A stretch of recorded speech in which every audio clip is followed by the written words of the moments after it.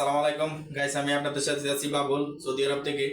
আমার বাংলাদেশ থেকে অনেক প্রবাসী ভাইরা নতুন আসে, আইসা সৌদি আরবে দেখা যায় কি কাজ পায় না, আকামা হয় না, 3 মাস 4 মাস 5 মাস 6 মাস বসে থাকে, কিন্তু সে চাকরি হয় না, চাকরি দিতে পারে না দালাল দাইনা।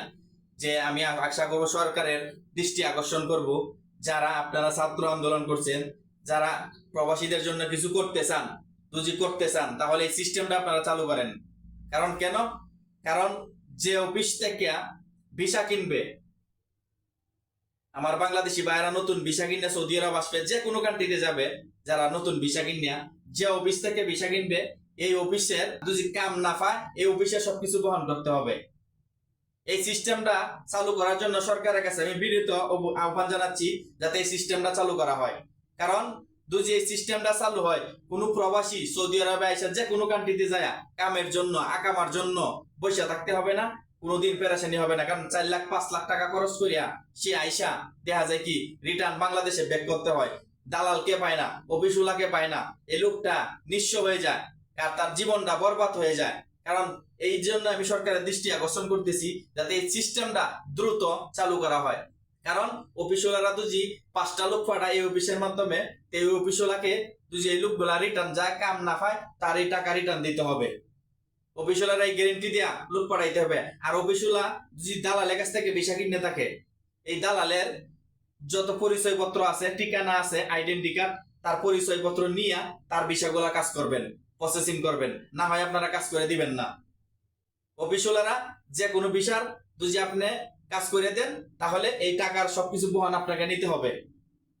এই সিস্টেমটা যদি চালু হয়, তাহলে কোনো প্রবাসী যে কোনো দেশে যায় কাঁদবে না, প্রতারিত হবে না এই সিস্টেমটা চালু হলে।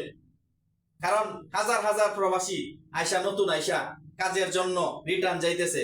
যদি এই সিস্টেমটা সরকার চালু করে দেয়, আমার কোনো প্রবাসী ভাইরা কোনোদিন কাজের জন্য প্রতারিত হবে না।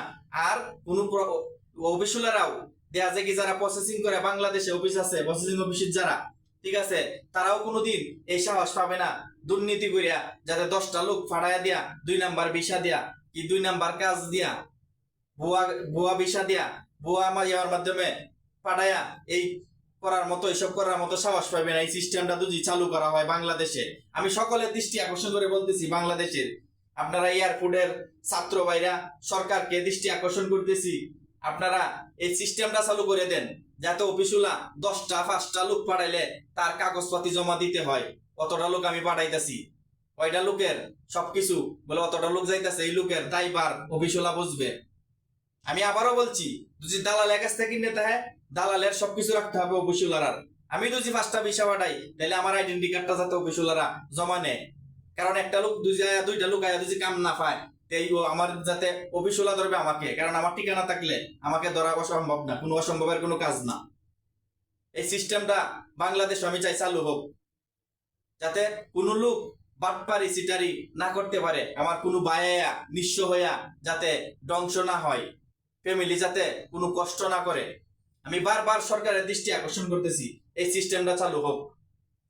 কারণ হাজার হাজার প্রবাসী আমার ভাইয়েরা কষ্ট করতেছে কাজের জন্য। সৌদি আরবে হাজার হাজার প্রবাসী অফিসের মাধ্যমে আইতেছে, দালালের মাধ্যমে আইসা আকামা হচ্ছে না, আকামা নাই দিতে পারতেছে না, কাজ নাই দিতে পারতেছে না, 5 মাস 6 মাস 7 মাস বসে থাকতেছে। লাস্টে বসে থাকার পরে বাংলাদেশে চলে যাইতেছে। অফিসওয়ালারা ফোন দিলে অফিসওয়ালারা ফোন ধরে না, দালালকে ফোন দিলে দালাল ফোন ধরে না। তবে যে অফিসে বাংলাদেশে ভিসা বেচবে, তার পরিচয়পত্র সবকিছু রাখতে হবে। এই সিস্টেমটা চালু করা হোক। আমি সরকারের দৃষ্টি আকর্ষণ করছি বারবার। ভিডিওটা যারা দেখবেন সবাই সকলেই শেয়ার করে দিবেন, যাতে সবাই দেখতে পারে এই সিস্টেমটা যাতে চালু হয়। আর চ্যানেলটা অবশ্যই সবাই সাবস্ক্রাইব করে দেবেন। ভালো থাকবেন সবাই।